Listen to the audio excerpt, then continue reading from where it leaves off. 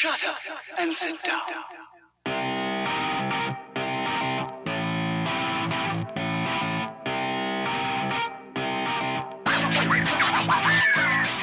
Remain seated, please. Permanecer sentados, por favor. Stay home and eat all the freaking chips, Kip. Napoleon, don't be jealous that I've been chatting online with babes all day. Besides, we both know I'm training to become a cage fighter. Since when, Kip? You have the worst reflexes of all time. Try and hit me, Napoleon. What? I said come down here and see what happens if you try and hit me. You're killing me, Smalls! Would you be willing to trade all the days from this day to that for one chance, just one chance, to come back here and tell our enemies that they may take our lives, but they'll never take our Dialed Podcast.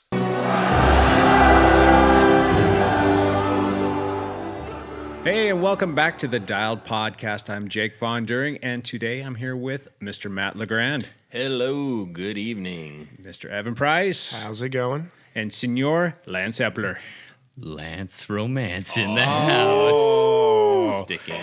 Lance Romance. Yes. Oh, sorry about that. Yeah, that's sticking. That's gonna stay. It's too good. Yeah. You'll have to get used to it. It already upsets my kids so much that now I can't stop doing it just to annoy them. Oh, yeah. So it's beautiful. We should make t-shirts.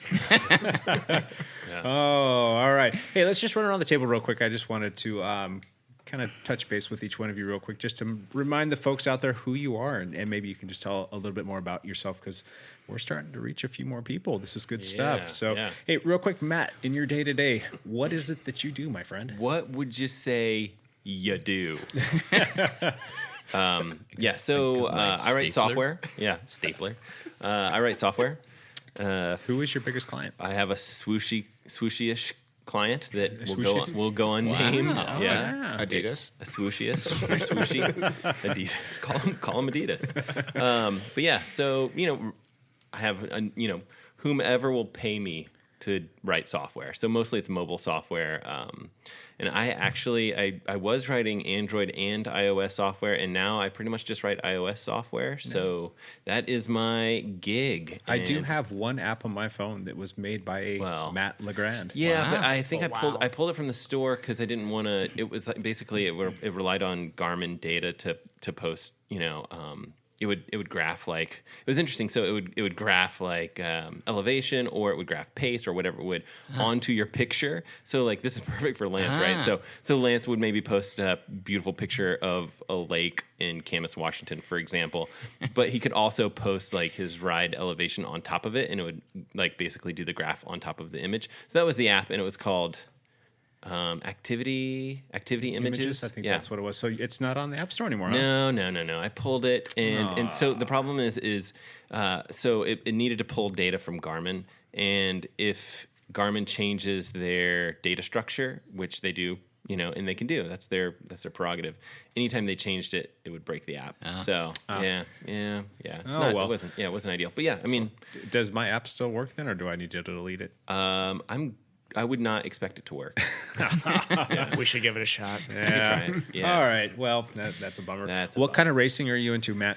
Oh, I like the triathlon type things. I have been known to do running races. I haven't done a lot of swimming specific races, although I will at some point. I've done, I think, one small swim meet. I grew up running, so I absolutely love running races. It hasn't gotten old yet. Why don't you drop your 10K PR just so people can understand how fast you? No, I mean, so I've run 31:15 in the 10K, which I know, but it's wow. You guys think that's fast, right? Triathletes think that's fast. Yes, but I think if you ran collegiately, you get the idea. That's fine, it's good, but it's not you're not going to go to the, you're not going to be one of the finalists in the NCAA championships, right? I mean, not close, right? So I had some good cross country performances in college, and I think I was all regional in the South region. Ooh. And went to the NCAA championships, which was super cool. Wow. I was on ESPN, and my wife's been on ESPN 20 times, and I'm I'm like this. You see that blur that went in the back of the pack back there? Like that was me. Your wife is the cooler one in the couple then? Way cooler. Like just making sure. I mean, but you knew the answer to that question before you asked, right? Yes, I did, but I just wanted the world to know. Well, I mean, they probably, don't you think that they would just assume? I would think so, maybe. Right? They listen for 5 to 10 minutes. They're going to make an assumption that the wife is cooler than this guy. So, you're right. Yeah. So software's my gig, and podcasting. What about your fastest IM time? Okay, so this fall I ran the Ironman Arizona. I don't know. What do you say? You ran it? You triathloned Competed it? Competed in it? Completed. Yeah, It's a complete. Completed. Yeah. So, ironically, I ran really stupid. I've run a fair amount in my history and did not run intelligently at that race. But my time was 9:55. So, wow. The thing Sub is 10 like, club. yeah, right. Like try to break, Wow. and that's what I was thinking. I'm like, I ran so stupid. Like I'm not going to break 10 hours because I ran so dumb. and just last 2 miles, just like, gutted it out kind of thing. You would have been proud, Lance. You would have been very proud. I am already proud. Okay. I think you're the cooler one now. Oh, well, spend more time with the wife. She's pretty cool. Tell us one weird thing about yourself, Matt. Okay. This is weird. I think the only person that knows this is my wife, and she'll be like, yeah, this is weird. But I wear... Yeah. Don't touch anything, Jake. Stop it. The one weird thing about me is I wear tight socks and tight gloves, which is so weird. Like my wife and I can share socks, and I can share gloves with like my kids, tight. Yeah. Like it weirds me out. Like big socks that are too loose. It's not a horrible thing. It's not something I'm super embarrassed of. It's just weird. As long as your underwear's not too tight, I guess. Or going up your butt. Yeah. Oh, wait. You mean my thong? Yeah. Oh, no. Only compression shorts. Maybe not. It's a man thong. Okay. So if that makes you feel better. Let's leave it at that. Let's leave. It's a man, it's pretty tight, It's my thong is pretty tight, I'd say. All right. But yeah. I think we should move on. Yes, moving on. Okay. All right, sitting to Matt's left is Evan Price, sporting his Cleveland Cavaliers T-shirt. God, yeah. Well, Anyhow, Evan, what's your day-to-day, my friend? I am a physical therapist and a part owner in Edge Cycling Technologies, and I'd like to work with endurance athletes as a physical therapist. So most of my life is spent around these sports, which is fun. What's the name of the clinic you work at? Proactive Physical Therapy Specialists. So we're the East Vancouver location if you're trying to look us up. And if you have a nagging injury, please come see me. And they actually Shameless have plug. locations all over the place, here in the Pacific Northwest at least. Oh, yeah. correct? We have quite a few in Oregon and I think 4 or 5 in Washington. So Yeah. And they are one of our silver sponsors for the Dialed Cycling team. Thank you Nice. very much. Oh, yeah. Yes. Thank you. I All pushed right, hard for that. Met Jake and I was like, we need to sponsor this team, please. So, and we're happy to have them. What kind of racing are you into, Evan? The triathloning. The triathlon. The triathloning. I dabble in running, not nearly as quickly as Matt does, but I think you went Did you go 118? 118. Yeah. So Yeah. So I mean, not, it's Wait, 118 for a half marathon? Yeah, like that is like smoking the other fast. day, right? Yeah. So if I were to run, I was in the same race, wasn't I? Yeah, I didn't finish that race. I ran 3 miles with my wife. Your gloves and, were too tight. My gloves and my socks were also tight. It was a cold day. That was a very cold day. So that's why I didn't finish. Yeah. Yeah. Okay. No, but you did a great job of telling me to calm the heck down and pick my cadence up. So You ran well. I was super impressed with your time and It was fun. Derek's time. It was fun. It was really impressive. So Derek killed it. He was great. What about your past racing? What else have you done? Past race, I raced Cat 3 cycling for a while when I was in Ohio. Raced all over the Midwest. And past racing, I really have kind of started to focus on the 73 distance lately. But I think my PR is 412 something right now. So What I'd about like to. future racing? What do you have your eyes on? So that's I got St. George 73 coming up in the first weekend in May. Half Ironman in Half St. George. Ironman, and it is going to be at altitude. It's going to be hot, and my legs are gonna hurt. But, So would you say that's not a PR course or? No, not at all. And just looking at the course map, the last climb is like at mile 45, and it's a big long climb. And then the run is just nothing but up and down. I think the first 3 miles are like mostly uphill. So you'll compare your result to just other people in your group, or exactly. There's just all amateurs, or when I raced Chattanooga World Championship last year, a few of those guys are going to be there. So those are kind of guys I'll be gunning for. Yeah. So is it hard to judge your fitness when you go to do a race like that and it's hilly and whatever? Yeah.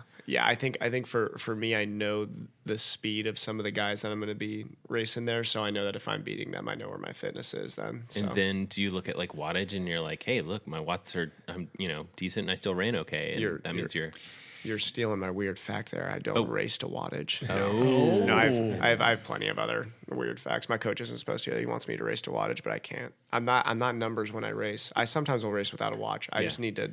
I need to feel it. I do not want to look at numbers. Yeah, but after the race, you could just look at your average watts. No, nothing. No. It's just I don't want even to be tempted to think about it. Yeah. One of the fastest half Ironmans I ever did was my watch got kicked off in the swim, went to the bottom of the lake. That's a rare kick, right? Yeah. Ooh.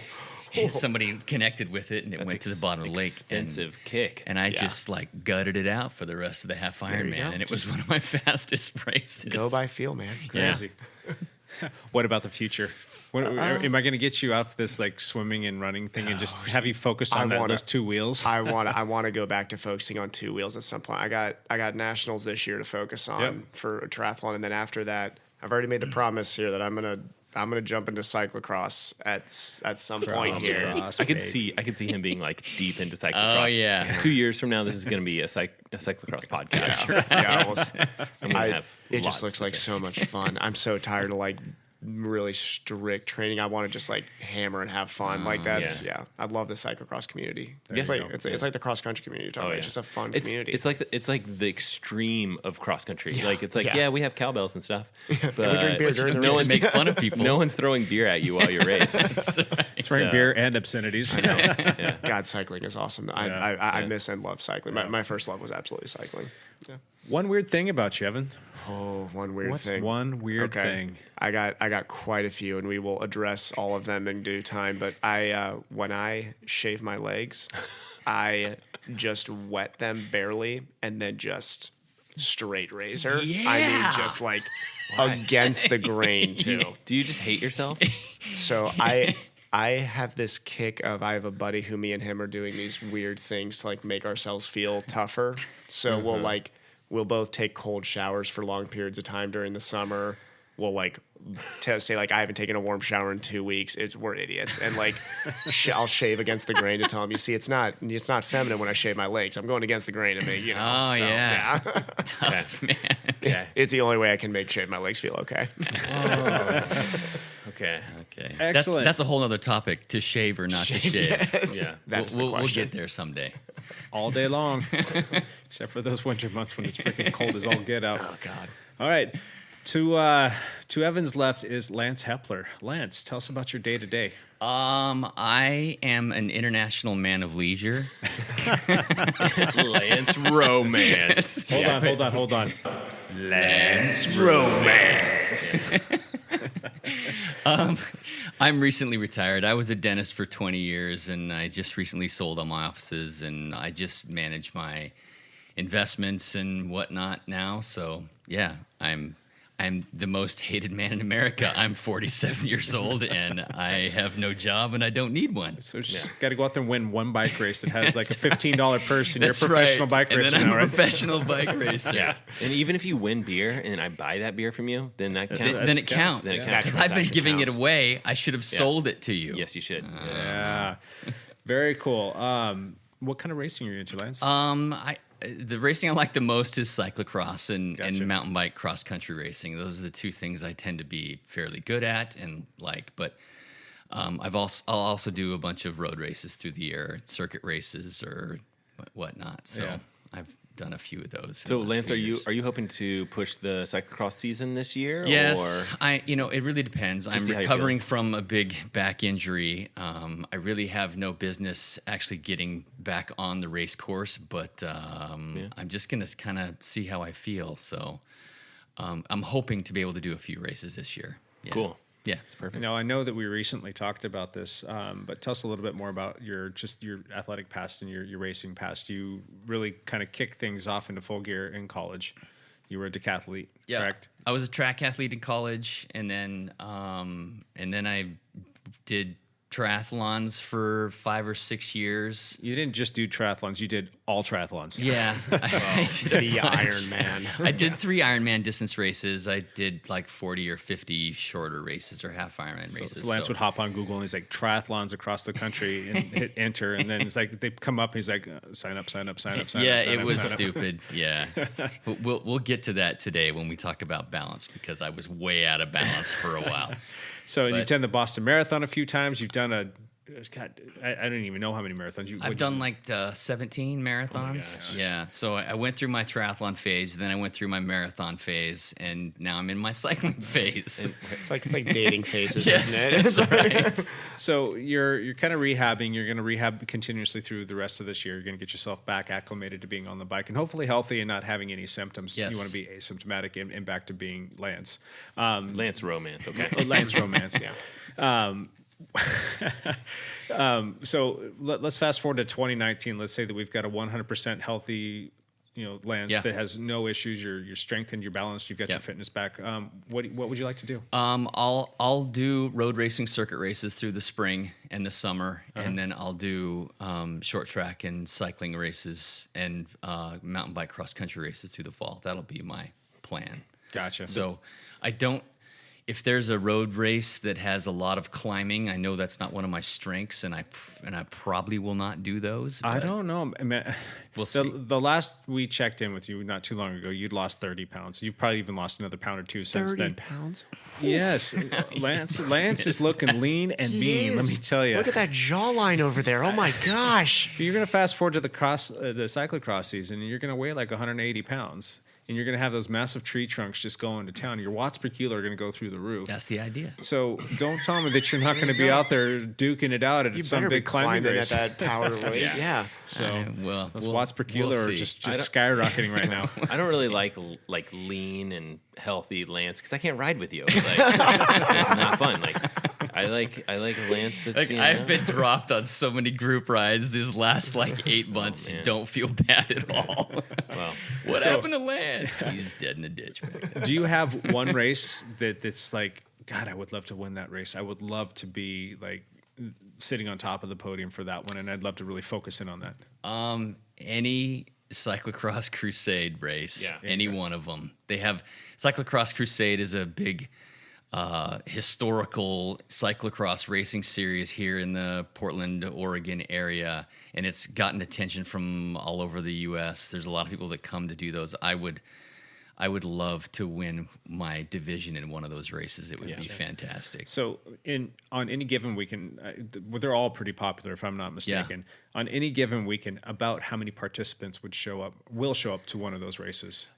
There's about 3,000 racers that tend to go to those races, but that's across The whole day. dozens of categories all Yeah. day long, and usually my category will have between 90 and 130 people in it. It's still nuts. Yeah. How beat up is that course? At Oh the yeah, end of the day? it's gotta be it's destroyed. a mud hole. Yeah, yeah. wow. So if you- whatever. Even if it's dry, it's a mud hole. Yeah. And if you're not getting a call up in those races based on your Correct. your placings and how well you're doing this year, and you're in the very back, you're pretty much screwed, right? You do not start in the very back. Now, I've been told if you do start in the very back, they're almost apologetic, and they're You're like, there for fun. You're there for fun. Sorry about that. Here's a Yes. case of beer or a 6-pack of beer for that's like right. our condolences for landing back here, right? So the call-ups will usually be about the first 15 or 20 people. If you Gotcha. don't get a call-up, you've got to fight to get in that very next row if you want a chance at being in the race. Crazy. I'm way Yeah. too polite for this sport. I Yes, couldn't do it. yeah. God, That- I ended up at the back of every cyclocross race. You'll be surprised. Like a lot of the cyclocross guys and girls, they are actually pretty nice. Yeah. You know, I think everyone's there to not get hurt and stuff like that. Correct. So like you can communicate during the race, like, hey, I'm taking this line, It's and fun. like you have space to pass or whatever it is. Yeah. And people get gassed by the end of Yes. at the end of those races. So they're pretty cool with you passing. I mean, you're not going to get gassed in a 45-minute race. You don't have the wattage to go. That's true. I mean, my peak wattage is not going to let me to get gassed. That was my problem too. Is like I've been going for 45 minutes and I'm pushing my max 100 watts. Can't seem 150. Can't seem to wear myself out here. Even when I was really fit 2 years ago, I've like barely cracked the top 10 in a couple of the cyclocross crusade races. Wow. So it'd be a big boost for me to do that. But I still haven't had the opportunity to jump into one of those. It was just didn't work out with my schedule in my first season last year, but I'll try and get out there and mix it up with you this year. Yeah. And I did have a blast doing the GP series up here, which is the younger brother to the Cross Crusades. So they don't have near the attendance. I mean, they're usually more in like the 400 to 500 range. Yeah. In some of their better races, but I kind of tend to like that because it's like everybody's got a fighting chance, like from the go. I mean, you don't have to necessarily have a call up to be able to place top 10. So right. There's nothing more frustrating than having the athleticism and the ability and the fitness and to win, to get around people. Yeah. And you're just like, what can you do? So yeah, that's for true. All right. Well, I don't know if you guys really care to hear about me, but my name is... We do. We do. Wait, do you want to hear one weird thing? I was going to ask. We got to have one weird thing from Lance. We can't skip over one weird thing from Lance Romance. Party foul. All right, hey, Lance, one weird thing about Lance. I really shouldn't tell the story, but I'm going to anyway. I've got 3 kids. They're 21...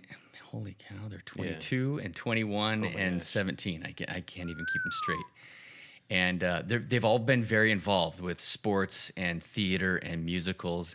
And I can't go to an event that my kids are participating in and not tear up. Oh, man. Really?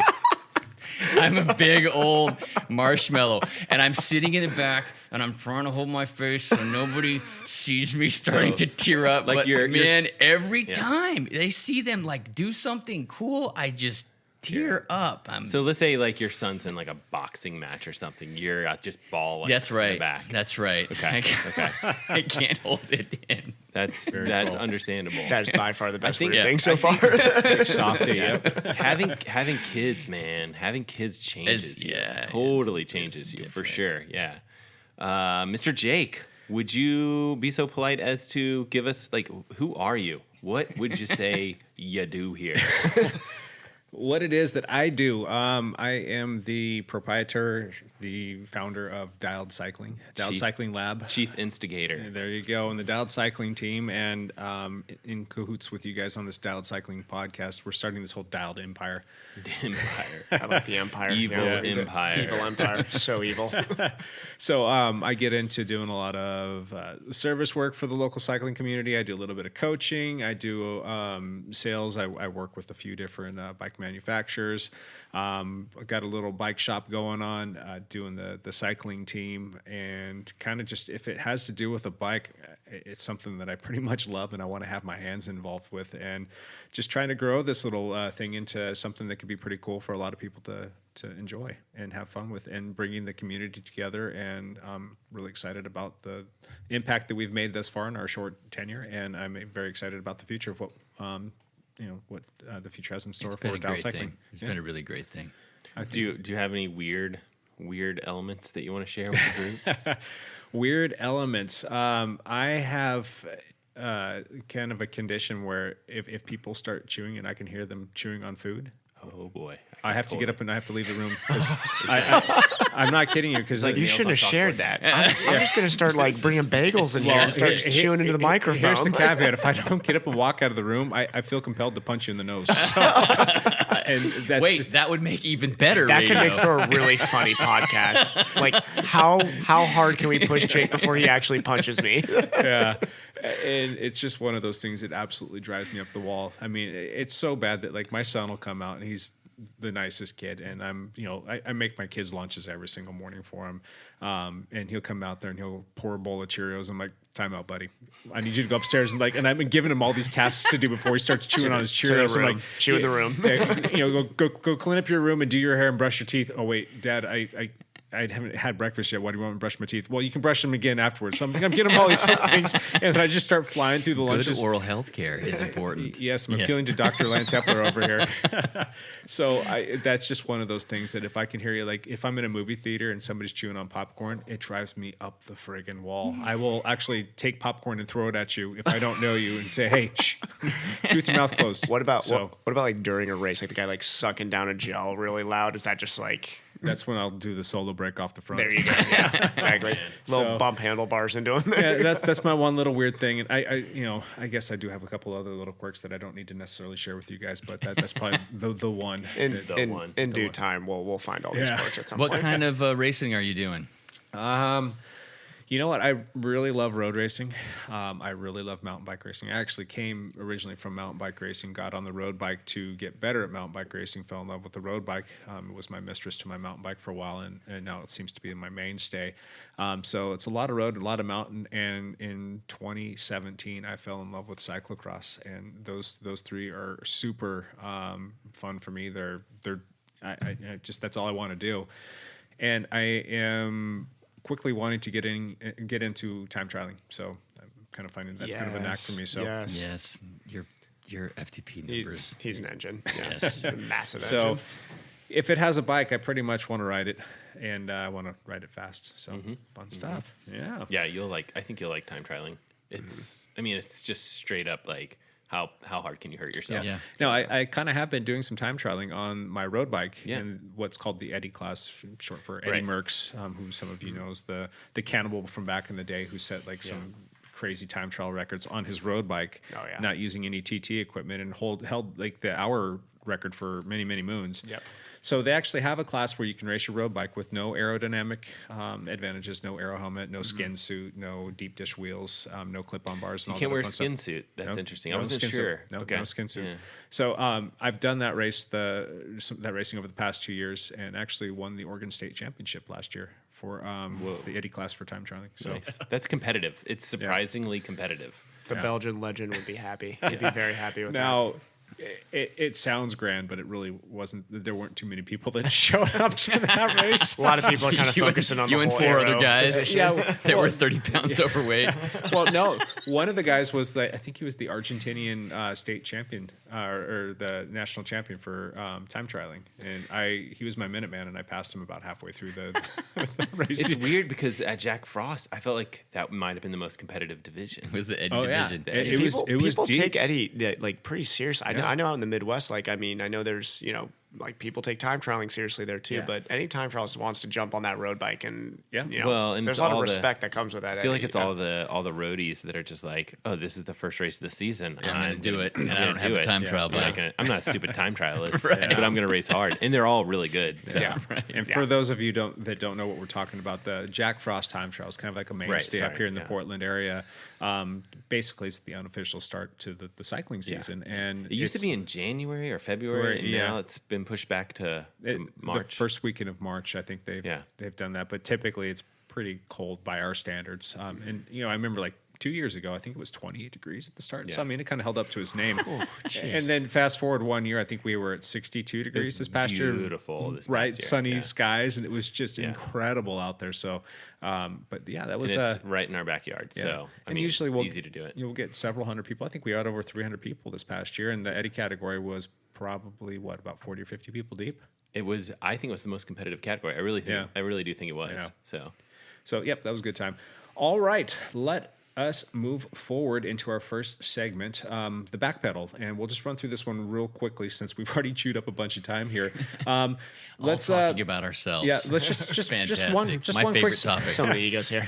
Just one quick thing, or a couple quick things from each of you about what you kind of had going on this past week. We'll go ahead and start with you, Matt. Okay. What you have going on this past week? So we had some decent weather this past week in the Pacific Northwest. Typically in the spring we get lots of rain, so when the sun comes out, it's great to just snag the bike and go for a ride. And I think I rode, pretty much every day this week. And I guess I didn't, yeah, pretty much. Even if it was like I'm going to ride to the pool and swim or whatever, it was like I pretty much rode every day this week, and it was just gorgeous. So yeah, I got to do some biking this week. Good for you. You're getting some fitness back, aren't you? I don't know. It's hard to say. He's so secretive about it. I'm not. I post everything to Strava. That's like my training log. Like I post everything there. I am not secretive at all. My secret is how sunburned I got. I can see that. Yeah, it's not that. And some freckles coming out. It's not that tight of a secret, I guess. I don't see anything. I don't see anything at all. Yeah, I'm still see-through. So yeah, good stuff. How about you, Evan? This week has been a busy week in the clinic, which is awesome. I'm getting to see. I have plenty of. I'm not breaking any HIPAA violations here, but I have plenty of runners and triathletes coming into me. Little bit nicked up and injured as the season gets underway here. So you are. I love. Or no. Just your patients. Just the patients. You're healthy. Knock on wood for me. I'm doing okay right now. Yeah, but. Okay. Yeah, just trying to get everybody healthy for the season as our races start. So it's been a busy week. So lots of work. Have you been getting up early to do your workouts? Is that your thing? It's just like 4 a.m. is your game? It's been the 4 to 4:30 a.m. wake up call with the evening training too. So trying to, we'll talk about that in the next segment. Having some balance issues definitely, but I'm having balancing issues. But yeah, we my company Edge Cycling Technologies, we printed our most recent prototypes, and we have some testers out there right now working on them, and we are going to come up with our final quote unquote prototype here soon, and it is going to be on the market in no time. Yeah, which is just fun. And just one quick note on that. I think I conveyed a message with you earlier this week when I was on my phone. You get up in the morning, and the first thing you kind of scrolling through and look at the news of the day, and I'm scrolling through my Google stuff, and I know of your company. I don't think I've actually ever done a Google search on it, so I don't think my phone knew, unless my phone is like secretly spying on our podcast. But it came up in my feed. I thought that was pretty cool. Is like because it knows that I'm into cycling, so it's got all this like search engine stuff that it does. But like the second or third thing in there's like a big article on Edge, and I'm like, holy crap, that's awesome. So I'm like screenshotting stuff, and I'm sitting over there. I'm like, check it out, dude. that actually made my lunch when I saw that, because Shane. So my doctor, my buddy, who is the part business owner with me, Dr. Shane Page, and then John Mezengal, and my little brother is actually our engineer too. So we're all part owners right now. And Shane and John won a $25,000 grant contest in Ohio for helping us with production and everything, which is good because we are a small company and do not have massive means for carbon manufacturing. Yeah. So we are using a lot of friends and a lot of resources, and my little brother's luckily had a ton of experience with working with carbon and bikes. So he is my little brother's the brains of the operation. We'll say I'm the quote unquote marketing, but that's the physical therapy and marketing, quote unquote. There you go. Very cool. All right, Lance, how was your week, man? I actually got some miles in this week. With the weather being nice, I got out there. I've only been averaging maybe 30 or 40 miles a week for the last several months, but I've already rode like 120 miles this week. So I've been feeling a lot better. Yes. And my legs are coming around just a little bit. Yes. So that makes me Dang feel it, good. I can't bike with you anymore, can I? Yes, Stay tuned for some Lansing on your group road ride. Just in time soon. for the good weather too, Lance. Good timing. Very cool. Anything else? My daughter's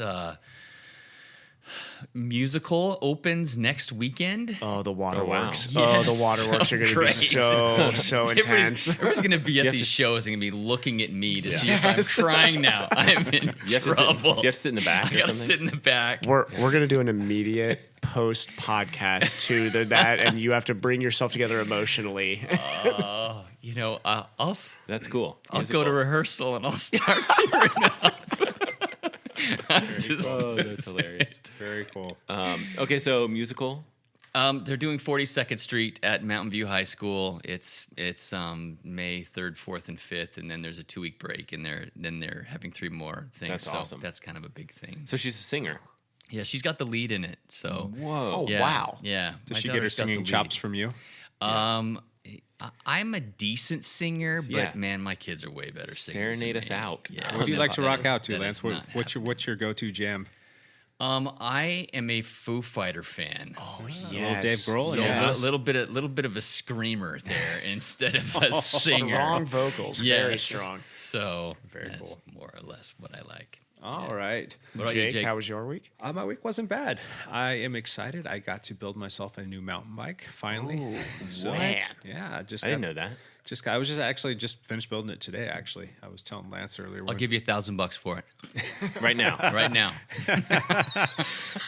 my last bike I got built up and I was all excited about it. And Robert Cummings, for some of you who don't know Robert, he's pro cyclocross racer, and he'll probably be pro mountain bike here pretty soon. Just super fast, and he's got a big schedule ahead of him.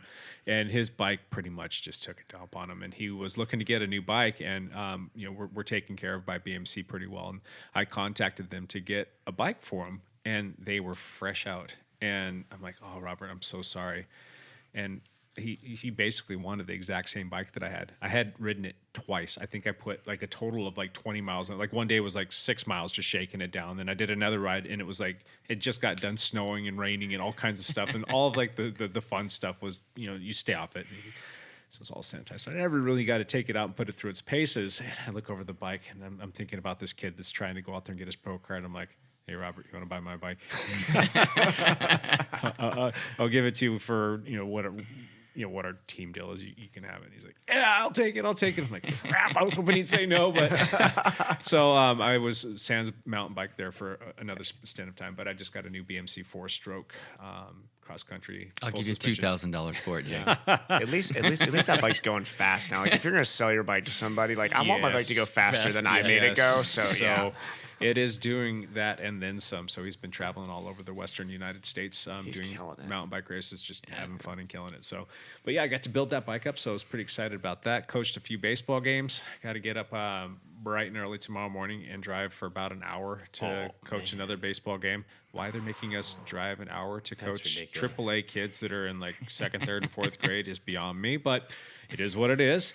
And a quick funny story. Went to the dermatologist, got some family history of skin cancer and all that stuff. So just trying to stay on task. And went to a new dermatologist, never met her before, and finally got back in to see her. She's looking at my moles, and she, take off your shirt. She's like, turn around, and she snickered. And I'm like, what? And she's like, that's an interesting tan line. Tan line. We could have a bit on the funniest tan lines you've ever had. The triathlon tanning, triathlon tan line is really with our ridiculous. kits, Castelli makes the Aero race kits. Oh, It's yeah. basically the same stuff Team Sky's wearing, and it's a very thin. right. And I should be getting like a base layer that's got some There's, of that UV protection in it. There's a Twitter post from Chris Froome when he just had his back. I know fried. exactly which picture Yeah. you're talking about. It was like a screen door Yeah. had been put on Chris Froome's back, and then you just blasted him in a It was- tanning bed. It was and like boom, it was like a is. checkered pattern Yeah. burn on his back. And it was Yeah. like, And he is it was a like pale- Castelli. He's a Yeah. pale guy too, so he's very British. So I got the little snicker about that, and man, if I had some comedic timing, I would have said, "Oh yeah, have you seen Borat before?" Because the bib tan line was there, and it's like basically coming down the middle of my back. Can I just say this? You know what I hate? Like, so I'll wear either short running shorts sometimes, or like even like medium length running shorts, and the bike tan line is a little bit longer. Yep.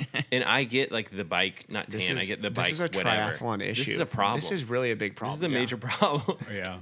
Well, you've seen that meme before where it's got all the different people standing in a row, and it'll show all of them with their normal tan lines, and then there's the last one that's the triathlete, and they've got like 14 different tan lines on them. It's terrible. I mean, you have the cycling leg pants, you have the triathlon shorts, which are a little bit shorter, running shorts, which are shorter than that, and then you got the layered up top. It makes no But sense. there's nothing worse than like looking down at your running shorts and being like, and my tan line is like a foot further down.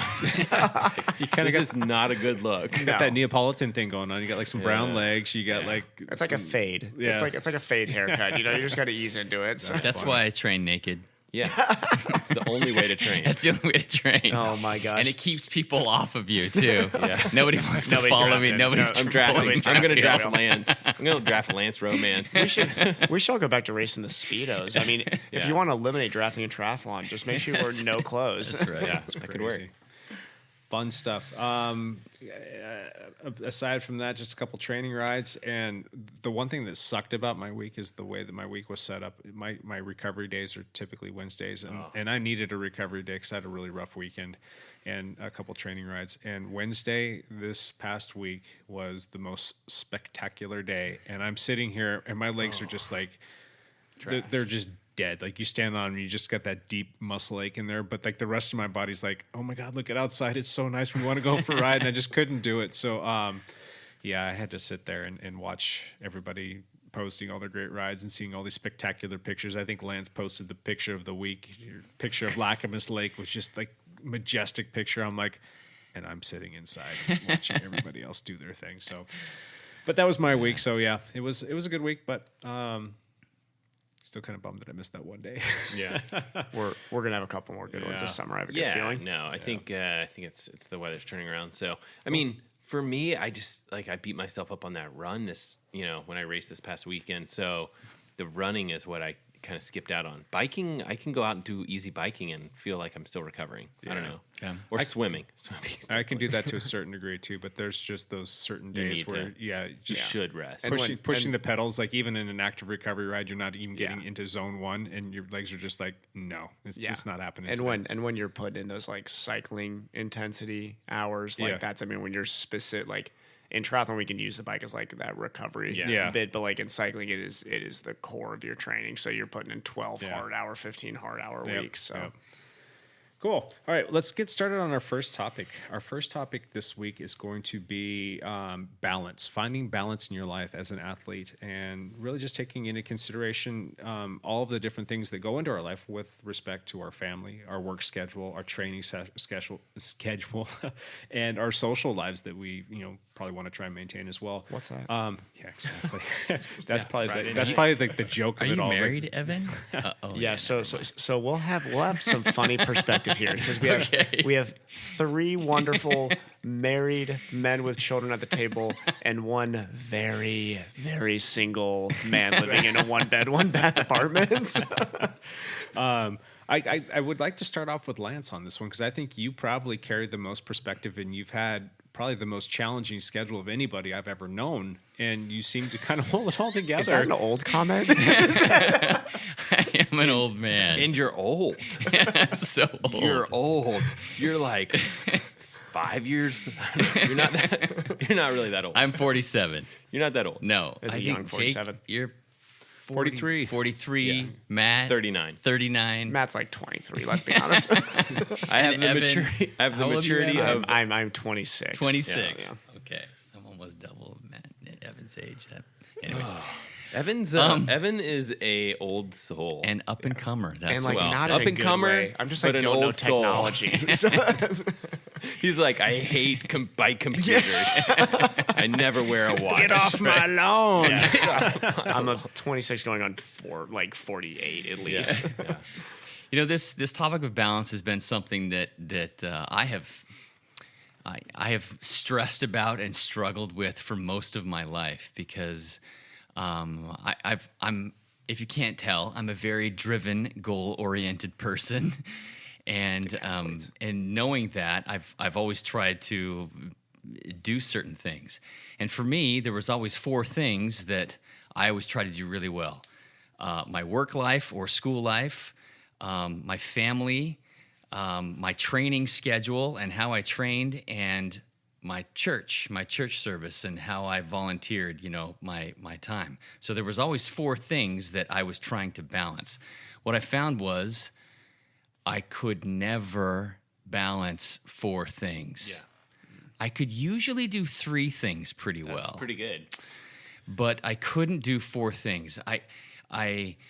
There were times when I was in school or when I was starting my business that my training just evaporated because I couldn't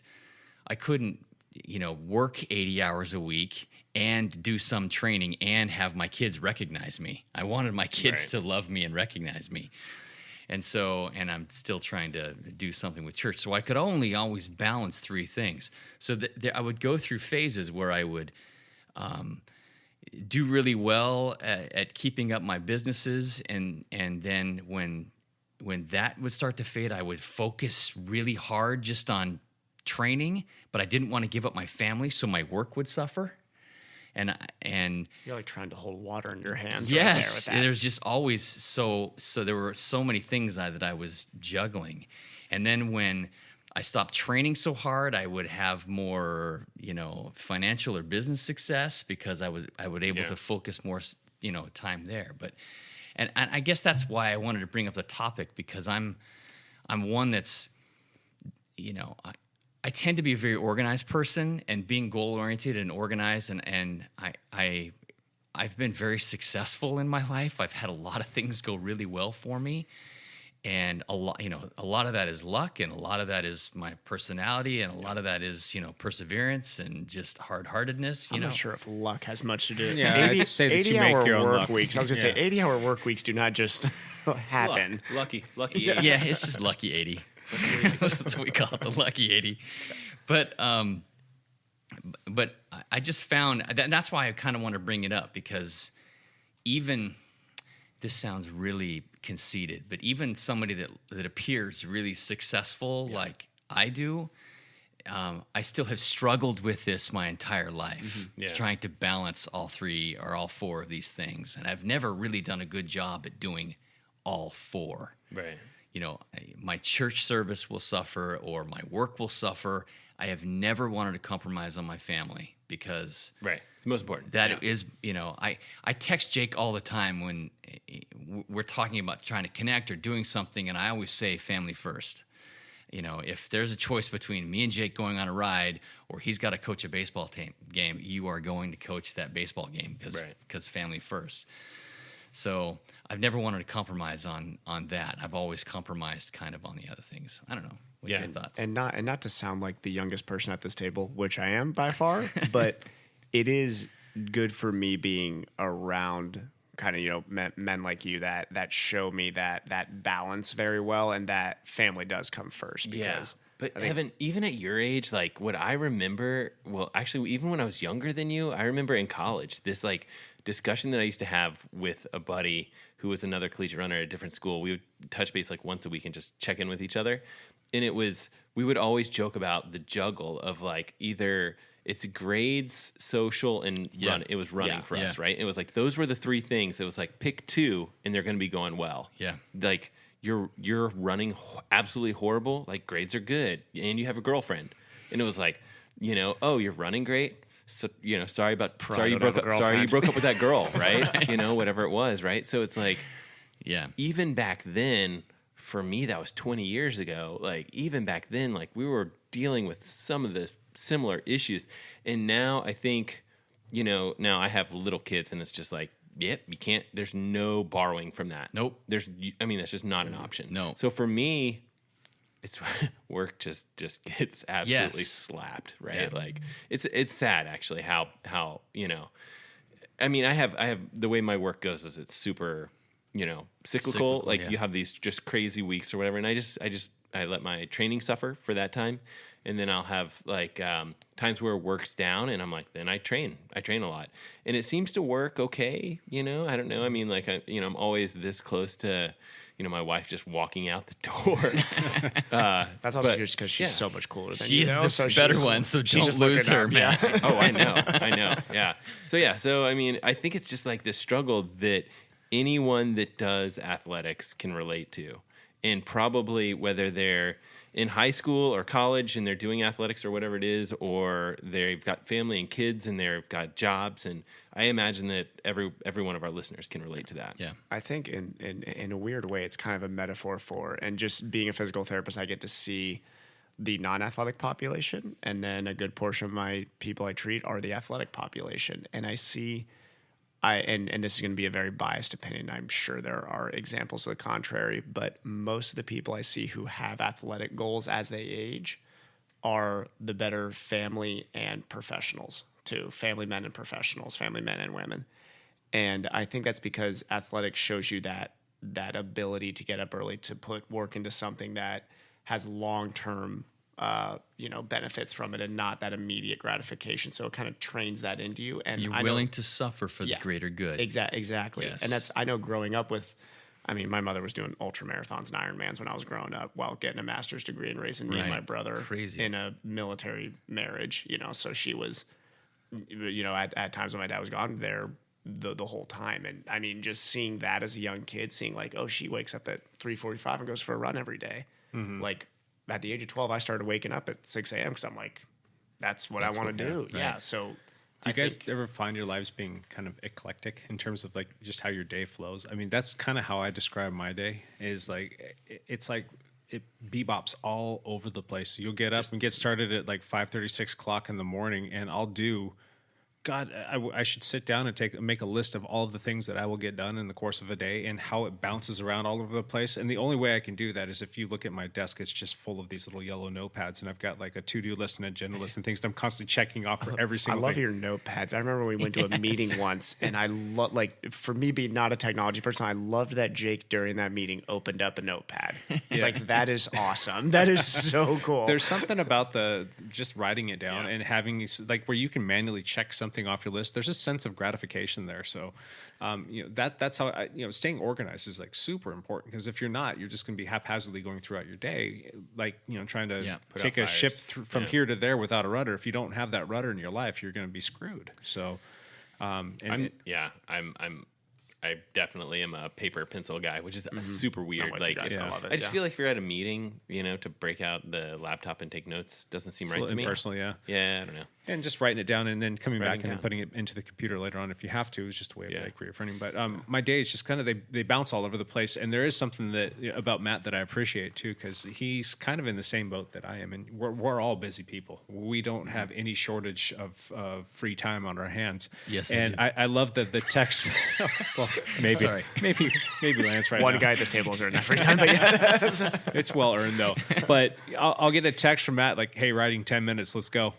And it's like, you know what? All my notes are here. I know exactly where I need to pick up, and I got to get this done. And this is efficient, and I'm not going to dilly-dally around. I'm going to run upstairs, put my kid on. I'm going to, and I work from home, so it's really easy. And, grab something, throw it in my back pocket, eat while I'm on the bike, and we'll go knock out like a really functional, effective ride that's, hour or 2 hours long, and we'll go from there. And just as many times as you get that 10-minute ride notice, and we actually like are able to make it happen, which is amazing. But like probably at least half or whatever, there are times when I'm just like, nope, swamped with work. Yeah, or it happens for sure. or you're like, I've got like 10 bikes ahead of me. There's no way I can't go out today. And I'm like, dude, I feel for you. I feel for you because it's like sunny and beautiful. Yep. And you can't go ride. So yeah. And I think for me, I'm kind of blessed too in that I'm the chief cook and the bottle washer around here, so I can do my work at any time of the day. So if I'm behind and I need to get up at 5 o'clock in the morning and go do some wrenching or go do some website updates or go blast out some emails, I can do that anytime. I can work whenever I want. So I can create pockets in my schedule. I don't have your typical 9 to 5 where you're, responsible to the man to get your stuff done. And I can try and just manage my day accordingly. Sometimes it will suffer when it starts to pile up, or if I've got 30 people from the team, and that's not uncommon. Like I'll get contacted by 20 or 30 people in a day needing something or wanting something or having questions about something, and then you get just all the other stuff you add on top of that. Sometimes I'll get a little backlog, but I think people kind of understand. But yeah, and I think you're borrowing time from somewhere. So sometimes that's just sleep. True. Right? Where it's like, okay, I would love to go just do a quick little ride. But that extra hour's coming from the middle of the night or whatever it is that you're going to be working. So do any of you guys have a problem saying no? Yes. Very, very, very big problem with that. Not anymore. But did before, you, like but when did you were you, Lance? Yeah, did you have a problem? When you were in the saying no? throes of working at 3 different practices and managing your family and being in the medical field, I want to hear this. Well, anything that I didn't feel like I wanted to do, I delegated. I had 20 employees or something, for a stretch of 8 or 9 years. What about church though? It's hard because you probably I told the church no a lot. Did you? Okay. Well, I bet you told shame on you. No, shame on you. I'm guessing that you told the church yes a lot. Yes, I did. Yes, I know that there's. I just know I have lots of friends, and I'm just like I know how much work is involved. It's just like There's things that you want to do. Yeah, there's things you want to do. There are things I definitely want to be a part of with the church, and that I want to, do my part to help and serve other people. And so I did that. But yeah, there were a lot of things that when I was, I'm kind of in the same situation that Evan's in, where my schedule was 8 to 6 every single day. I couldn't. I had to be there in that office from 8 to 6. Now, patients are real understanding when you're like, 2:30, yeah. But I was able to do a lot of things in between patients. I could answer emails, I could do research, I could figure things out, I could plan things, but there was no training or family things happening any day between 8 and 6. That just never happened. I didn't have that kind of flexibility with the schedule, even though it was all my schedule, my offices, but that's the way I built it. If I hadn't done that and built them the way they were, I wouldn't be sitting here right now. Yeah, you got to, and that's the thing, when you're the guy running the clinic, you got to be the guy seeing the most patients. Yes. Is how, and that's how. Well, I was the only provider. The only guy seeing patients, even more stress there, What I find difficult is working in an industry that you absolutely love and adore, and like everybody wants to talk to you about bikes, and that's for me that's difficult sometimes. Like people want to come here and they want to talk about bikes, but guess what? I want to talk about bikes too, and it's not uncommon for me. Like, oh crap, I just talked to this guy about bikes for an hour and a half. Right. I could have got so much stuff. I got so much to do. I think I was so I'm gonna tell a story about Jake here so you guys understand like how, for one, good of a mechanic he is, just as a wrench, but also like anybody who's been to a bike shop, and I worked in a bike shop, knows this is not common.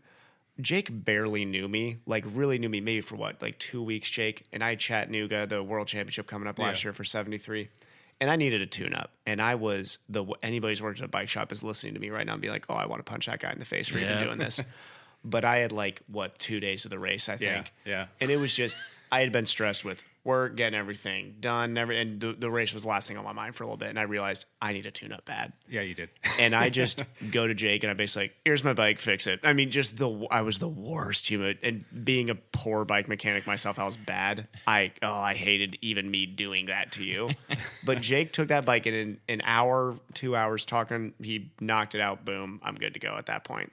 I mean, just like, anybody who's been to a bike shop knows that is not a common occurrence. Would you say that was like the most important race of your life?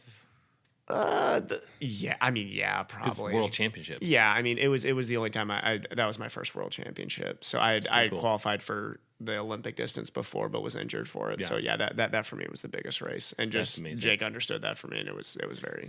I try and take that into account with people for the most part. I mean, if it's within my control, I always try and turn it around for them quickly. There's sometimes where things are out of your control. If you need a part or someone sends you the wrong part several times. Yeah. Sorry, Lance.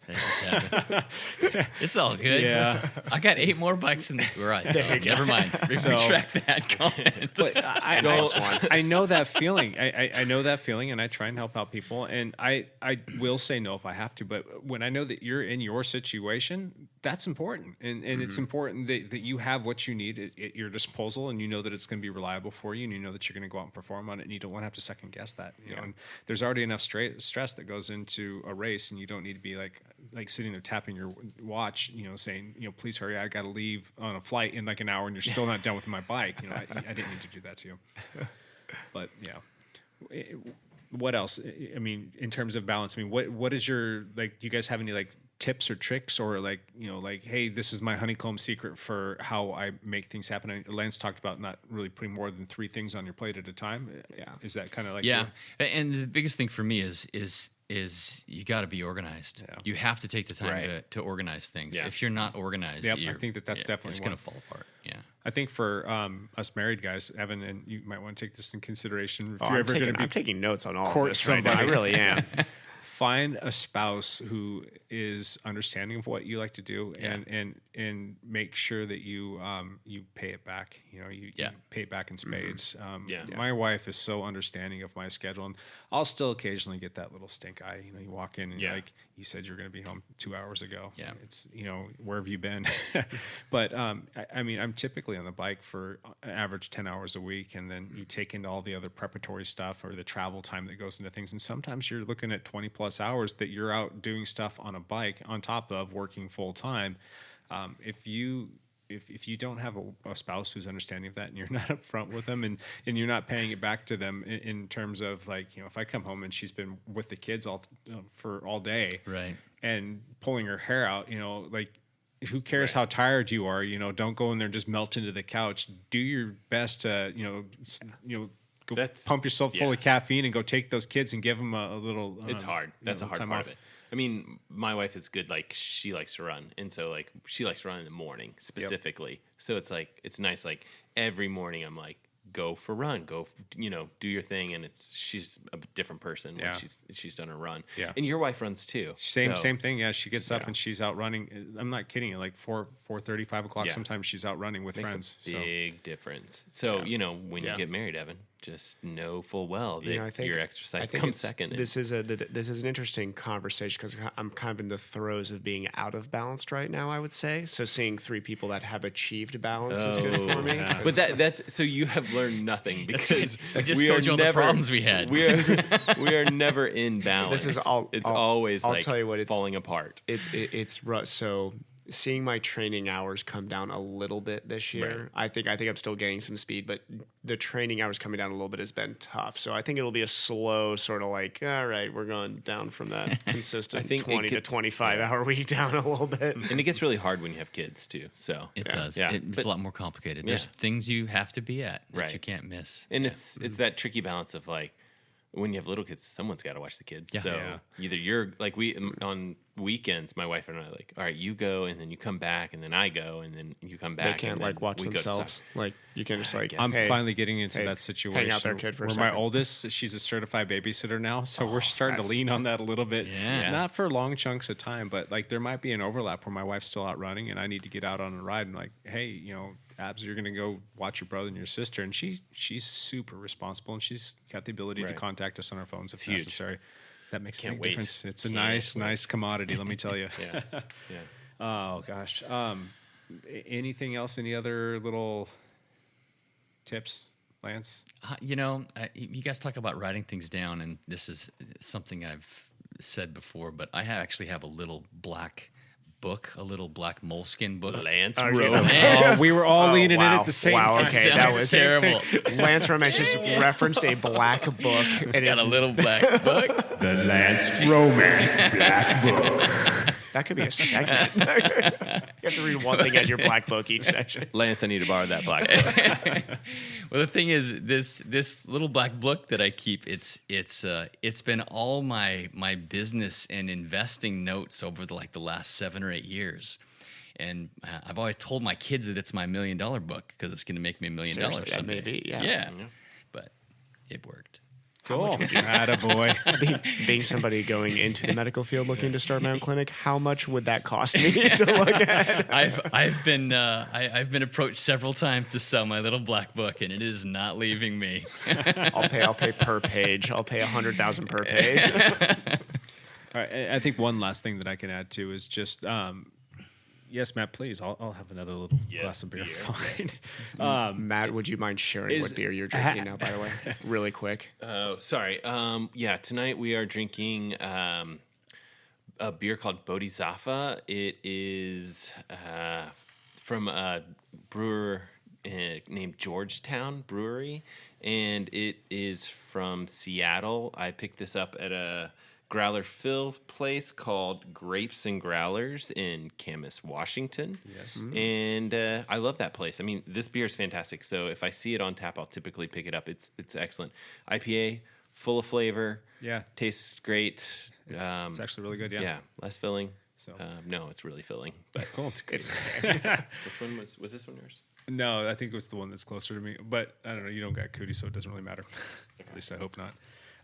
But I don't know, Matt, you're starting to get into this, and Lance, you've maybe had some experience with this, and Evan, maybe at some point in time. It sounds like you had some of this with your mom, but competing and training and doing all of these things with your family. So like a family that races together, a family that trains together, a family that rides and runs together. Is that almost every destination race I went to, I would take my family with me.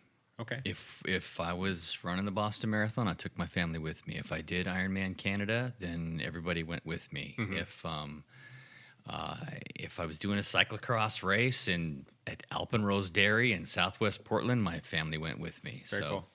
Did they ever compete themselves? My wife has run a couple marathons. Okay. She has, and my kids all did some triathlons when they were little, but it never went beyond that. Really, Very cool. They went the musical theater route, except for my son, who did track and field all through high school. Yeah. Oh, cool. Yeah. My wife is racing a half marathon this weekend. Yeah. Yeah. So Is that Eugene? Is she- or is she No, already- Eugene Marathon is this Oh, weekend. that's a marathon, that's a well, full they may have a half. I don't know. But there is, I don't remember the name of it. But it's downtown Portland half marathon. I can't remember the name of it. Race for the Roses. That's what it is. Is Race that what for it the is? Roses. Is that this weekend? Or I don't know. What's the think what did, so. That may go in where does the Anderson money Missions. go to? The Alberline? I don't remember. know. Anyway, I think it is Race for the Roses. Yeah. Anyway, she's done that one a couple years, and actually she's done a fair amount of half marathons. She did the Vancouver half. I mean, so she, And my she wife's a doesn't good just athlete. do these; she flies through them. She's Well, wicked she's fast. I know just- she's fast. She's just talented, man. Like when we said better half, we were not joking. She she gets up in the morning and she runs, but I don't think she trains like that intensely. But she can crush a half marathon. It's ridiculous. I think her PR is like 1:38 or something like that in the half. I mean, moving. and like her background is gymnastics, so it's just kind of like whatever. I feel like if she Strength had and decided, power. if she decided to do cycling, she would, she'd crush all of us basically. So yeah, Better half. better half. Well, there you go, folks. That is a little bit on balance, and I wouldn't mind coming back to this again in the future, Yeah. just Oh, to you kind of should, touch definitely. base and kind of keep each other in check. I mean, that's definitely one of those things. I struggle with saying no sometimes, and I currently right now have probably too much on my plate. That's And because you're like the nicest guy on the I know, planet I've I met. You won't say no to anybody. That's the problem with Jake. being like a bike mechanic who always says yes. Is like that's a lot of work Yes. and everything else you have on your plate. Like yeah, it is what it is. But at the end of the day, I have fun, and I don't.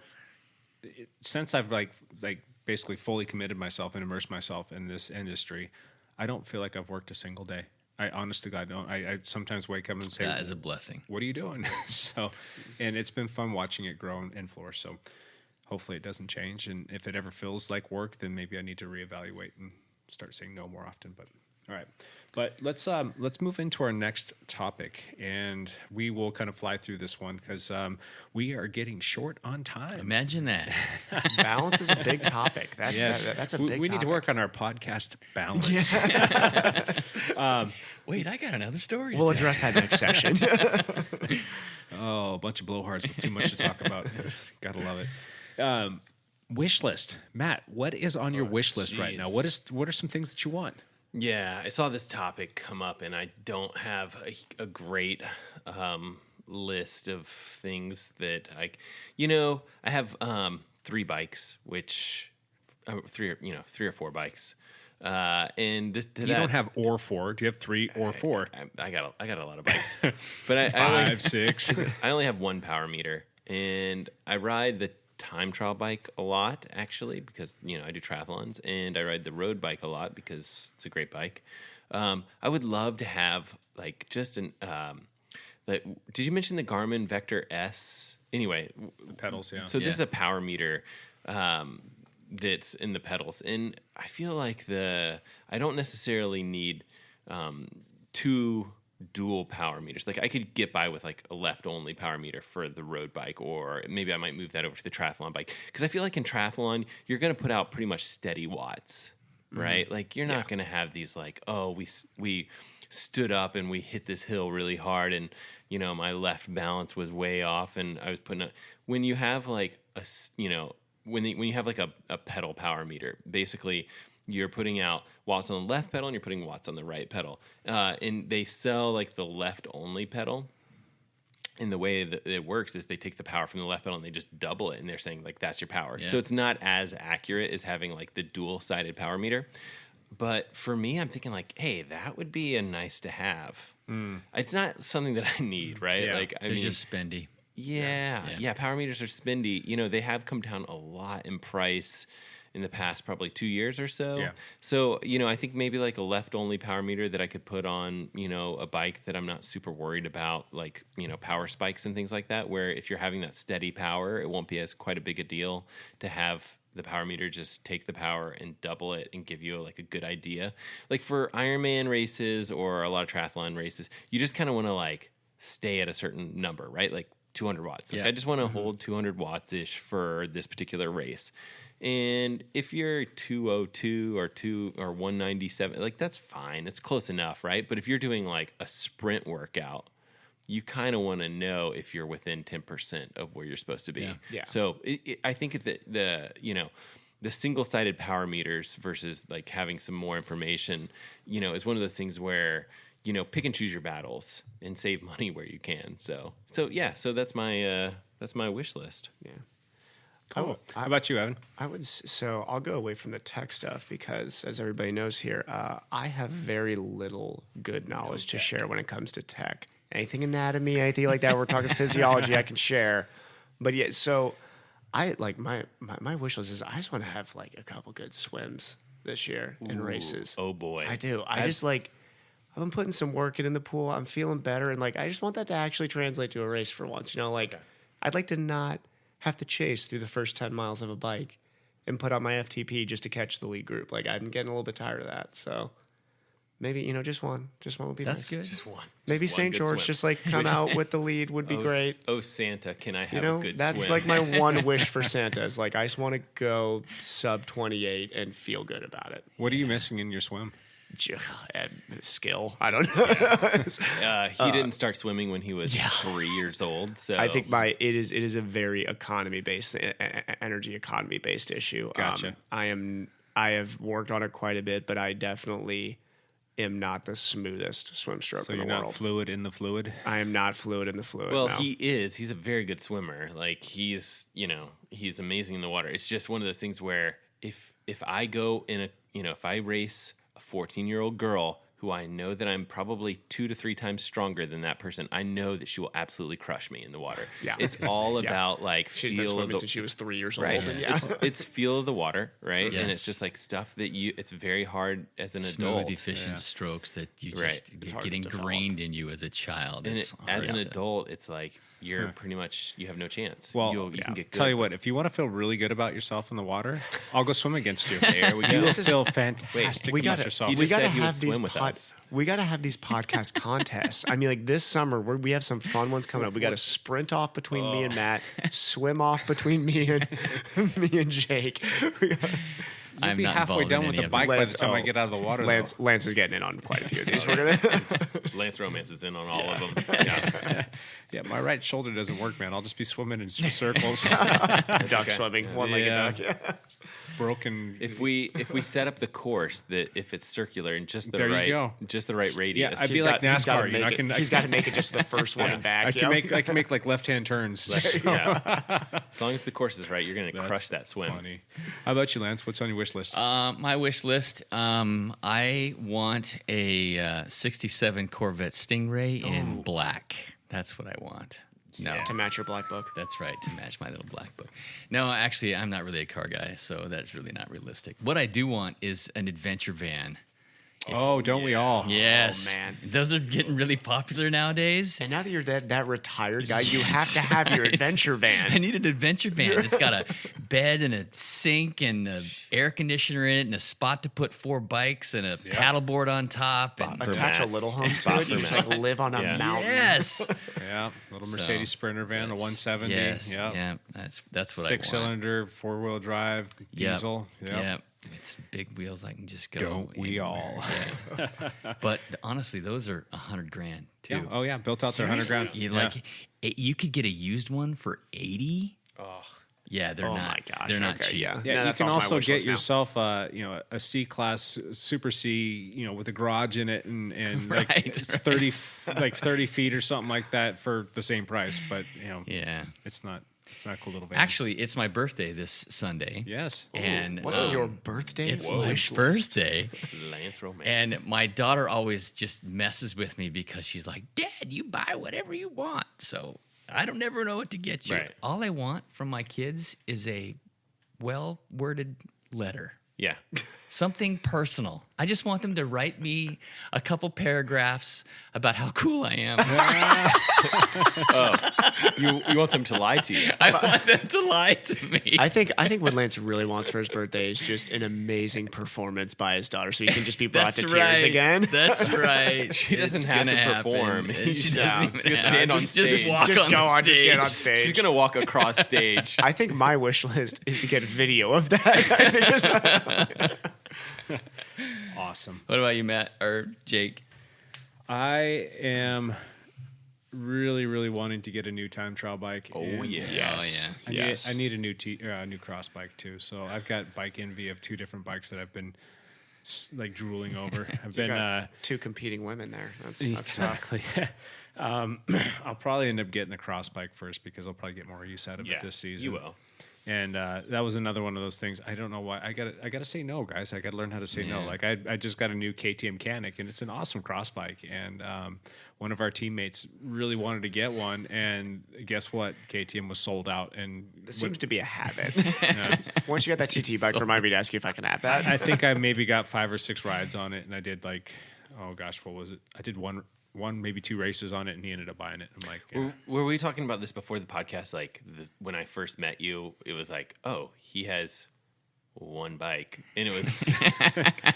He's like, everybody's taking his bikes. He's like, he's got a, like just like you might have like just warehouse full of bikes. Yeah. But you had like a bike. Yeah. You had like a mountain bike. I think you did have a mountain bike and Yeah. a road bike. But still, it was like, I'm going out biking with this guy who's absolutely destroying me, and I've got 4 bikes or whatever. And it was like, this guy has a bike, and he's like, that's my bike. Well, this is what I ride. People It's come awesome. by the shop and they start like getting bike envy, and I don't have a lot of stuff hanging around. I don't have a lot of inventory. I'm one to not really keep a lot of inventory around and keep overhead kind of low so I can pass deals on. And people see your personal bike and they're like, ooh, that's a nice bike. Yeah. I'll steal that from you. Can I buy that from you? I'm like, all right.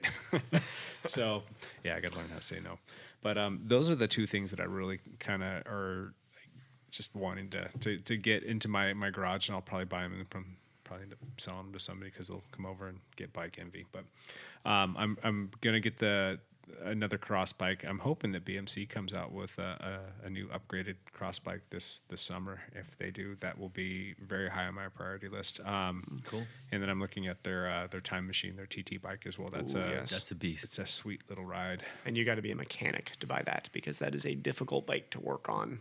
Yeah. The more difficult, the better. Man. I was going to say, for you, that's the perfect Yeah. bike. For most people, it'd be like, you might want to reconsider that time machine. But Yeah, it's got a lot of little nuances to it for sure. yeah, So but that thing is fast, and those did really well in wind tunnels. Yeah. It's a slippery bike, that is for sure. yes. So, all right. So we are about out of time here, fellas. We're gonna do our one last thing. So we'll run around the table, open to anything, no holds barred. You guys tell us one last thing. Matt, start us off, buddy. I always get to start us off. No, one last thing. We've had some warm weather, and I'm starting to think about like open water swimming. And one thing that Evan and I actually talked about in the water last year was like, what if we had, like a weekly swim where, we actually kind of like went in the water and went hard or whatever. So that's what I'm going to put together this summer, starting June 7th, I think. It's going to be on Thursday nights. So if you guys live in the Pacific Northwest area, so that's, Portland area, I mean, anywhere close to the, this particular area, we're in Camas, Washington. So if you guys happen to be listeners that are close to this area and you're willing to try some open water swimming, the way it's going to be set up is it's going to be super chill, super relaxed, absolutely free. And we are going to just try to keep it like pretty mellow. Just there will be some people on stand-up paddleboards and some people on kayaks and things like that for safety. But once a week, we're going to get together at a little lake called Fallen Leaf Lake in Camas, Washington. And It is the perfect little open water place to practice. yeah, It really is. It's not a big lake at all. So we'll probably set it up to where, the first month we do like a single loop for 1,000 meters, and then the next month we'll do 2,000 meters, and then for those that are willing, maybe the third month we'll do like 3 loops for 3,000 meters. Yeah. So it's not a huge lake at all, but the idea is that, we go to this little lake and swim once a week and do some fun stuff. And it seems like there's a lot of interest. So we may do some really fun stuff like put a timing clock out.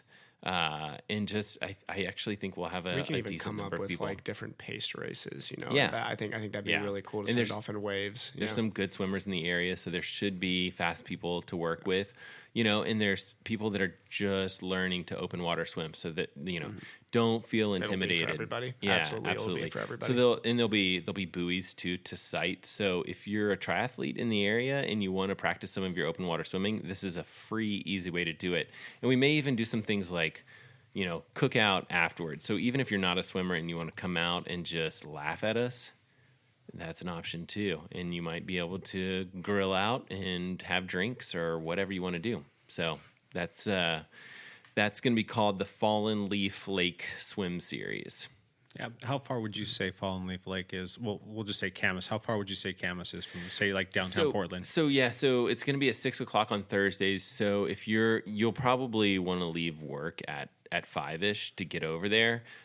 It's typically only like, I'd say 30 minutes if there's no traffic. But if you're leaving from Portland and you're going to Camas and you've got to cross, a bridge, you're looking at a little bit of traffic to work with. So I would give yourself that extra time. And if you show up early and you have and you're sitting on your hands, there's just ridiculous trails that you can run to warm up. That trail system's so nice. Yeah, it's just just very fun. It's absolutely just beautiful trails. So and that's at 6:00?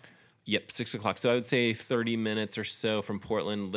And realistically, it's actually an hour when you're actually dealing with traffic and stuff like that. So yeah, you'd have to give yourself a little extra time leaving work. Does that time ever get pushed back? Because up here in the Pacific Northwest where we live, in the height of the summer, it doesn't get dark until 10:00 at night. No, and that's the goal, is that we're not swimming at night for safety reasons. But the only problem that we have with that park is that it gets rented out a lot. And if it's rented out, I'm gonna set something up to where people will be able to put their emails in, and we'll actually blast out like a large email to people and let them know, hey, the park is rented. This is not an option for this particular night. We'll have to push it back to next weekend. Or the other option is there's 2 other lakes basically across the street, so that they're just not as nice. So it would be something that we would do like unofficially. Gotcha. Yeah. Gotcha. Yeah. Awesome. Evan, one last thing, buddy. One last thing. I'll put in a plug for myself here. Doing our running gait program, running gait analysis program at Proactive is really taking off lately, and my schedule is filling up quick with runners, triathletes, and fun endurance athletes. So I'm excited about that, but definitely would love to continue to take new patients as much as I can, trying to work out something where I can start working with people outside of the clinic as well to kind of free up the schedule a little bit. But yeah, anybody who is nicked up from running, which is, I think Matt would agree, is every person who has decided to go on a run is usually nicked up. And even if you're not. So this is a big, tall ask, but let's just pretend. I mean, it's a big pretend. If I was a runner I were to come to see you, what would I expect to see, and how long would it take me? So usually what I do is it is going to be a 1-hour evaluation if you're doing it in the clinic. Mm-hmm. So if you're seeing me at Proactive, obviously it needs to be covered by insurance and all of that good stuff, which our billing department handles. And basically what will happen is I look hands-on at you for about a half hour. That's looking at your skeletal system, your anatomy, everything like that. And then I watch you run. What I like to do is I like to say that, once the foot hits the ground, everything changes, which is a saying in this field. And, I can look at your anatomy, but I need to look at you actually run. So we do have a treadmill that we have people run on, and we use an iPad and basically slow-mo your running gait, and you're able to look at it yourself on a screen that we have up there. So it's cool to watch yourself run. Kind of, we all have a picture of I know in my head I look roughly like what Eliud Kipchoge looks like when he's striding out. And then I watch myself, I'm like, ooh, that's not Eliud. No, that's not Eliud. I know I'm just like Mo Farah. I know, he's exactly in that like last him. 100 meters. Oh no, I swing my leg sideways? No, yeah, my head's tilting to the side. But Wait a second, I look like Jake running. Exactly. But yeah, no, it's very much it's not meant to overhaul your running gait. It's trying to come to an understanding through your training and what weaknesses you have to build yourself into hopefully a pain-free runner and get you through a season. So, and obviously I have a lot of triathletes right now, triathletes and cyclists and swimmers, absolutely welcome too. Well, go check out Evan and the team over there at Proactive Physical Therapy. They are doing good stuff. Lance, one last thing. I'm going to brag on my daughter a little bit. This is another daughter, my other one. I've got a 21-year-old daughter. Her name's Kelty. She's in college, and she's studying video editing. Oh, cool. And she just directed a documentary that she just released today. Oh, my gosh, that's amazing. Wow.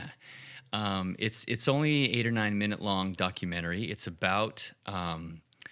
It's about the Colorado River and the conservation that the river companies take to try to preserve the beauty and natural element of the Colorado River.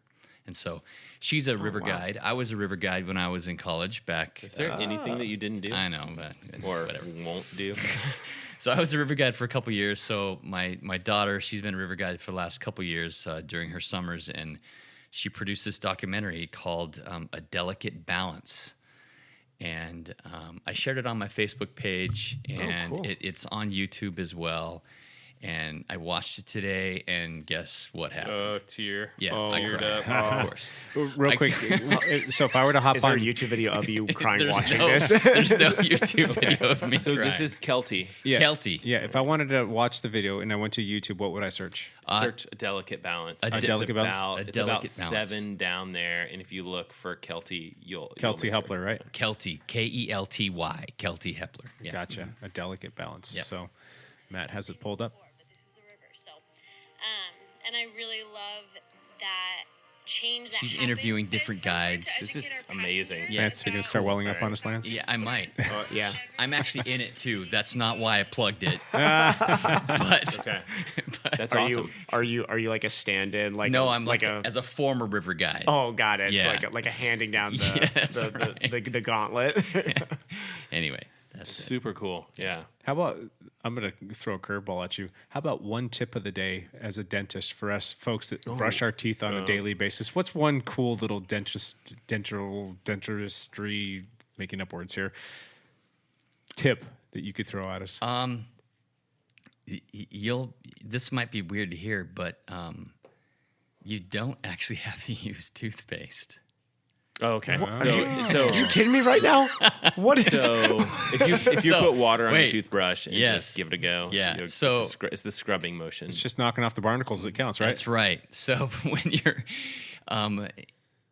plaque forms, it takes a good 24 hours for it to actually stick to the teeth to start doing damage. If you're brushing your teeth twice a day, and even if you're not using toothpaste, you're knocking off that plaque, and so you're preventing cavities from happening. However, most people don't do that well enough twice a day. And so if you're using toothpaste, it's better, but you don't actually have to use it. I actually learned that in dental school. So I brush twice a day. Does everybody at this table brush twice a day? Sometimes 3 times. I'm Sometimes three? yeah, Okay. I know exactly. It's like after I'm each always 2 on the meal, dot, It's so yeah. nice to, but I mean, my kids sometimes I feel like I'm just like pulling teeth trying to get them to brush their teeth. Dental Well, pun. one of you the and reasons, every other parent I on know the face of the earth. one of the reasons is because it's like the last thing that we do before we go to bed. Yeah. and that's like and they're tired, and and then then the day's done. the morning. It's like we've had breakfast and it's like time to get ready to go to school. So it's like 2 difficult times Yes. to begin with. I don't think it's the brushing the teeth part. I think it's the time of day, and it's like this is the bedtime process, and I hate going to bed. Right. I don't know. Yeah. That's the thing. If you're brushing your teeth actually once in every 24 hours, you're just doing the bare minimum. Yeah. So if you're doing it twice a day, you're doing the right thing. Ooh. Yeah. Okay, good. Let's say that you can only choose one. You can brush your teeth or you can floss. Oh, you got to brush. Got to brush. So So, brush. Okay. okay. Well, I feel like I read some study that they were like flossing your teeth. No, that was BS. Was BS? Okay. Yes. Flossing Okay. your teeth is good. Yes. Okay. Thank you for saying that because Yes. I floss once a day. When I know the study Matt's referencing, Right, and I read right. that study, I was like, "There's no way that doesn't Yeah. make any sense." And and I talked to The study was BS. I talked to another person. They were like, "No, it's definitely good. I thought that the way that they referenced it, it was like you're basically like keeping your gums from. This is probably a horrible discussion to have on this podcast, but you're strengthening your gums and things like that. Yes. That reduces the chance for infection. I've seen hundreds of people who brush their teeth religiously, don't floss their teeth. You look in there, you take X-rays. Oh, you've got 15 cavities. Oh boy. Yeah. So that's you don't want that. Yeah. Floss your teeth too. Yeah. Yeah. Doing both. We might have to come back on a few Yeah. of these things. This is One interesting. dental tip a session. Yeah. I know. Actually, Keep- I like keep it. Yeah. Keep them coming back for more just for the dental tips alone. Oh, cool. Anything Jake? else, Lance? We all good? No, I've All already right. shared too much. One Thank last thing, you, Jake. sir. One last thing. I am getting excited with this weather. It's got me excited for short track coming up. That was another thing that I jumped into for the first time last year. And what short track is Portland International Raceway, which is kind of renowned for it's like a race car track. They have a fantastic like road bike race that they do there on Mondays and Tuesdays. Well, starting June 1st, they shut down the road racing, and then they go into their infield, which has a motocross track on it. And it's like half motocross and half like cyclocross. And it's a course that's usually about 1.5 miles long. And they pump hundreds and hundreds and hundreds of people through there in these races that go off in 3 or 4 different heats throughout the day. And they'll send them out like on like maybe every minute. And you're out there with about, what would you say? Maybe 100, about 100, 200 people or something like that. 100 maybe at the most, yeah. It's pretty easy to get. I mean, they're pretty wide lines, and it's easy to get around people, and it's a lot of fun. But you just go out there, and you're just running in the absolute red for about 35 minutes. Yeah. And you're It is just red line. hammering, just having like this incredibly fun time, like despite the fact that you feel like you want to die and you're sucking in all this dust and whatnot. You finish and your face is covered in dust and you get this big like pearly white smile and you're like, wow, that was fun. So I'm looking forward to that coming around. That's about a month away, and the warm weather that we've had these like past few days has really kind of got me excited for that. So Short track is fun. and I'm also very excited with the fact that I've got this mountain bike that's built up and ready for me to rock and roll, and the weather coming around. Just going and doing some of these unplugged rides where we're going to go out and we're going to no agenda. We're going to just take have some pictures. fun. We're going to take some food and just go out and explore and have fun and stop and kind of smell the roses, for lack of a better term. So kind of excited about that. So good stuff. Cool. All right. So before we close things out here, I wanted to basically put out some plugs for us. We now have a Facebook page. If you guys are interested in following us more, we will post some more pictures up and talk a little bit more about ourselves and give you guys some information about what's going on with us. But you can look us up on Facebook. You can find us at Dialed Podcast. And you can actually find us on Instagram. We'll start posting some pictures of the gram, the IG, Did it of all for the maybe gram. some of the pictures that we've been talking about. Maybe Lance can send me, or he can post up his picture that he took this week. It's just going to be all Lance pictures. Yeah. It's going to be all Lance That, pictures. that lake. He took a picture of Lacamas Lake. It's just beautiful. This Yeah, week. it's pretty It was amazing. spectacular. So we can share some of that stuff and maybe some of the tech that we're talking about and just kind of give you like some imagery of the things that are kind of cool that we're talking about. And you can find us at Dialed Podcast, and that's going to be on the Instagram. So give us a follow and say some nice stuff. And if you want to tag us in some stuff that maybe you're thinking is kind of cool or you want us to check out, you can just hashtag Dialed Podcast and we'll check it out. Yeah, and we'll try to read comments as well. So if you guys have questions or suggestions, we can actually take a look at comments on Instagram or Facebook, or potentially you could actually just send us an email. So Yeah, Jake, what's the email? Yeah, just going to get into that. Each one of us, you've got Matt at Dialed Podcast, you've got Evan, EVAN, at Dialed Podcast, you've got Lance at Dialed Podcast, and myself, Jake, at dialedpodcast.com on all of those. If you can't remember our names, you can always just send it to info@Dialed Podcast, and that will definitely get you pointed in the right direction. You can also visit the Dialed Podcast website. That will take you straight into the Dialed Podcast website, where we're going to have all of our podcasts posted up, and you can find us on all of the other podcast mediums, whether it be iTunes or SoundCloud or whomever. It'll be pretty much everywhere. You can check us out there, or you can go to thedialedcycling.com, and that will help you kind of navigate your way in there as well. So that's kind of our little social media plug and ways that you can get in touch with all of us here. Mm-hmm. Excellent. Sound good? Yep. All right. It's exciting, yeah. Well, on that note, I again want to thank Matt, Evan, Lance. Thanks, guys. Good chatting with Well, you as always. Thank you, Thank Jake. you, Jake. Thank you, Jake. Jake does all the work here. We Yeah. just show up and rattle off And drink beer. stories. Yeah, that's it. Yeah, I got to learn how to say no and put you, you jackholes to work. Maybe we should start giving Fair them enough. like Yeah. more food, like bring dinner at least or something. Well, anyway, thanks, guys, and we look forward to having you guys all come back soon. All right, you guys have a good one, and bye for now.